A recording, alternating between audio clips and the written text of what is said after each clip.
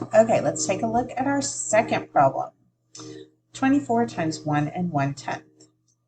Okay, we're going to use our strategies. We're going to act like our decimals are not there. So that'd be just as if I were multiplying 24 times 11.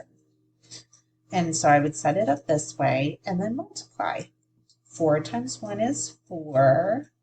1 times 2 is 2.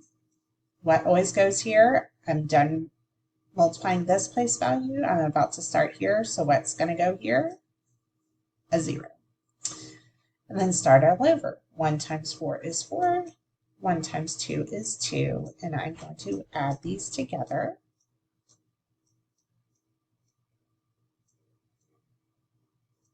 Okay, and now using my highlighting strategy, I don't have anything behind the decimal in 24 because remember my decimal's right here, and so I'm not going to highlight anything.